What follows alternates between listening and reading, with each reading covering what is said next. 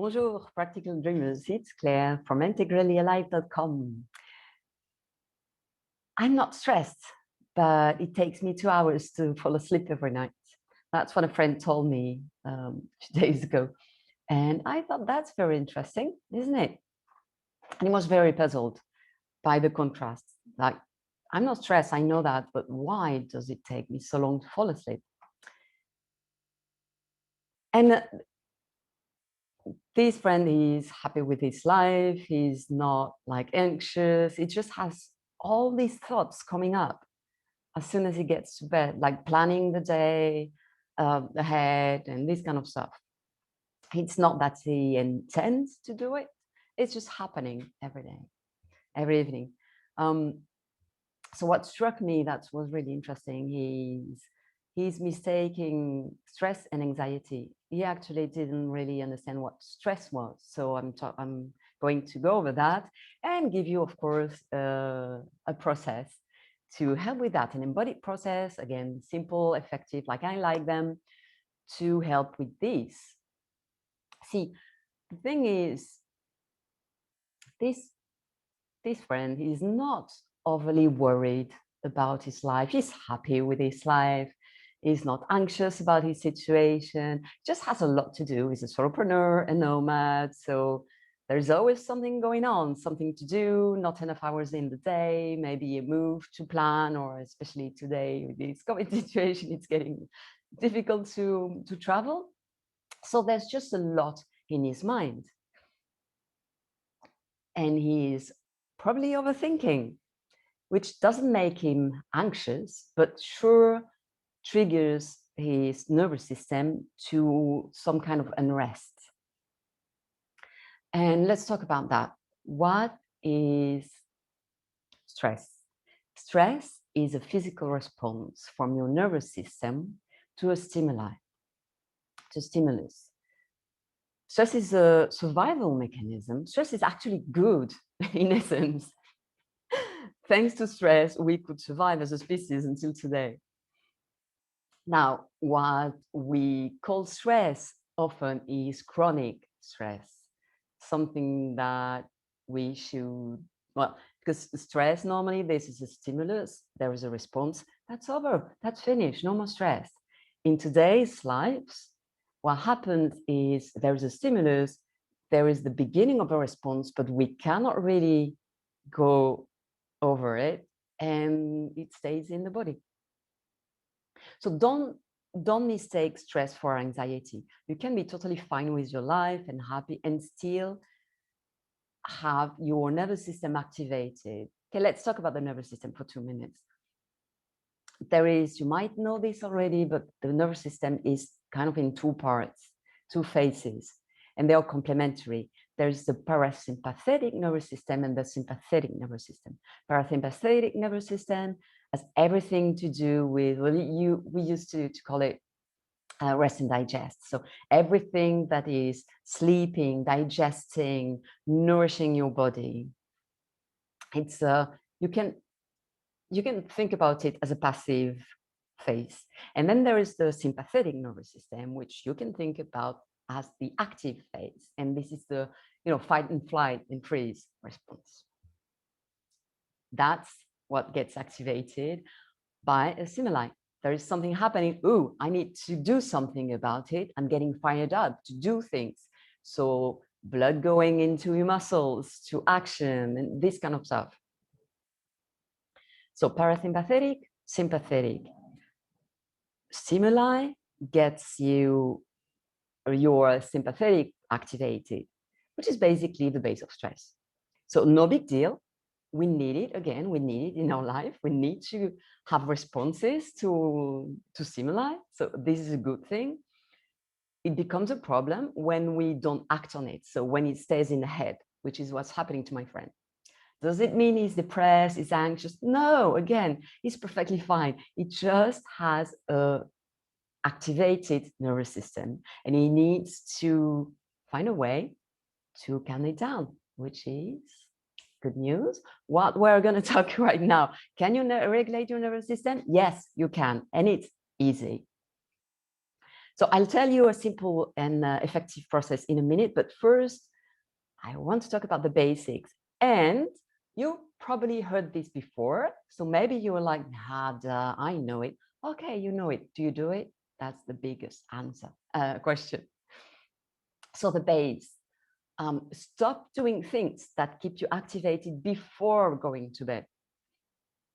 So at least half an hour before going to bed, stop working, no social media.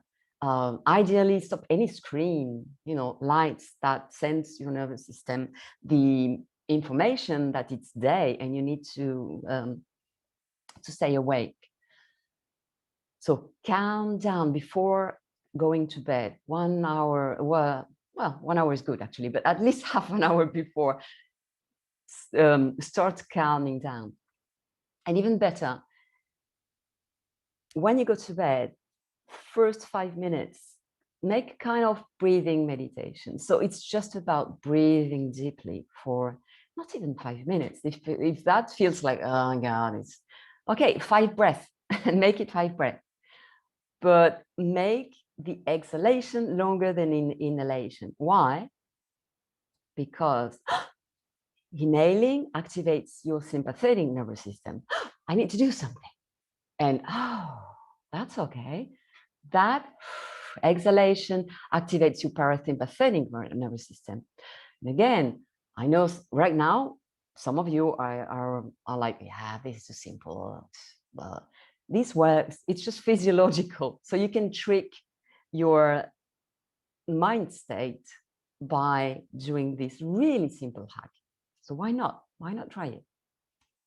So just 5 breaths, being just with your breath, noticing, inhaling, and then longer exhalation. Really simple. And then the most important, I mean, all of these base are the most are important, but the bed is only for sleeping and for sex. And again, I'm sure you heard that, but do you do it when you go to bed and when you catch yourself beginning to think about your day? Do you get up? Do you get out of your bed? I bet you don't. So that's what it means. Train your mind and body so that it automatically I can't find my words. It automatically links bed with sleeping, not thinking about your day, not wondering how you're going to make this or that or this, not remembering your day, not being grateful. No, nothing else than sleep. That's all. So that means that if you go to bed and you begin to notice that your mind gets activated, get up, get out of your bed, do some breathing, calm down, and go back to bed. Train your mind and body to associate, that's the word, to associate bed, sleeping, nothing else. Thinking about your day is something else. It's not sleeping. Okay. I insist on that because most people have heard this before. They don't do it. And it's really simple. Again, all these, it's really simple. But I know that we often overlook the simple solution because it seems so simple. So, it's not going to really work. It does. It really, really does. Simple is effective. If you heard me before, you know that. So now, my simple process. All of these until now is really the basics. So do this first. And then when you go to bed, it's about noticing your level of unrest in some way, your level of nervous system activation. Are you in more to the sympathetic or parasympathetic? If you notice that you are still very active in your head, you know you need to calm down and go more to the sympathetic nervous system. So that's when you can begin by maybe sitting on the side of your bed or maybe lying down if you feel calm already. Take 5 deep breaths and focus on nothing else but your breath. So you focus on the air going in. You feel maybe the warmth in your nostrils and going down in your lungs. and then out. And remember, longer exhalations, focusing only on your breath. In and out. And this already, notice that just as I'm talking about it, and I'm kind of doing it, not even properly, I'm beginning to calm down and I can feel it in my body mind. Again, this is physiologic. This happens whether you want it or not. Longer exhalations, it's going to calm you down. So just begin to do that. Do it for 5 minutes, do it for 5 breaths, whatever works for you. Just this is already going to help you changing to parasympathetic nervous system. And then if you were sitting, lay down. And remember, now you're in bed. So nothing else but sleeping. Focus on your weight in the bed. From now on, we're going to do a kind of body scan, feeling the points of contact. And there are many, if you lay down, with your body and the bed. And feel how your weight is distributed. Maybe there is a place, maybe it's the shoulder, probably your pelvis, where there's more weight. You can feel your body sink into the mat. Notice all these places, and you can do it in a very systematic way, like from feet going up, your knees and your pelvis, and your, or just noticing the part of the body that feels the heaviest and sinks into the bed. That's how I like to do it. But everyone is different, so choose what works for you. And it's all about feeling your body and being present with that. Now, what can happen and what is likely to happen when you do that is some thoughts coming up. And that might be very different thoughts. That might be, oh, I need to remember that I need to call on. And you notice it. Each time that happens, just notice it, let it go. And come back to the weight of your body and the feeling of your body lying down. And noticing how, as you focus on that, it feels heavy a little bit and a little bit more. It's like at first you focus on it and then it's happening automatically. It's like you're sinking more and more in your bed, which you're not, but it kind of feels that way, isn't it? And again, if a thought comes up, just go down to your body. It's like a bird flying. You're not going to catch it. Just, oh, a bird. Okay. There's a bird. And then you go back. It's exactly the same. You don't have to do anything with these thoughts, which is what we get caught in. We have a thought and then we follow it and we catch it. No need to do that. It's free. Let it free. Let it fly. Let it fly up while you're sinking down in your mat. And as you feel your muscles relaxing into gravity, that's what happens, right? When we lay down, we relax into gravity more and more.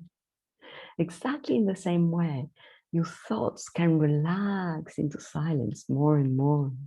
And you can notice that. Just let it happen. Just let it happen. So do that, and I promise you, even if you wanted, even if you tried, you couldn't not fall asleep. You couldn't. It's just physiological. It will happen. So that's my thing. And probably, yeah, that would be a good idea. I have these guided explorations. I have a few already listed on my site, and that could be a nice way, a nice idea to make one for that. Just think about that. So somewhere in the website. If you go to Integrally Alive and this episode, you will find a link to a guided exploration to do that. So you just have to listen to my voice. I've been guided through that. But again, I promise you, if you do this, even if you try to stay awake, you won't succeed. You will fall asleep. It's just how we body mind, how we work, or we are. So that was your weekly dose of fierce love. Boom. I hope your life just got a little bit easier. I hope so. Thanks for being here. I hope that helps. And, you know, like always, let me know if that helps. Let me know if you tried. I hope you will try because honestly, it's so simple. Just try it. And let me know, drop your comments to tell me how it went. I keep an eye on this. I always like this conversation. This is not a monologue. I want it to be a conversation. So please show up. Subscribe to get more. Share if you know someone who has this kind of problem. Share with them because that may not be you, but I'm sure you know someone. This is the most common problem why people can have problems to sleep. It's not so much that they have a bad quality of sleep, but most often than not, it's just that they struggle to fall asleep in the first place. This is the first struggle I'm hearing again and again from clients and people I know. So if you know someone who needs to hear it, please share it to them and let them try that. And that's it. Let's stay tuned for the next video. And until then, sleep well. Enjoy your sleeping. Bye. Au revoir.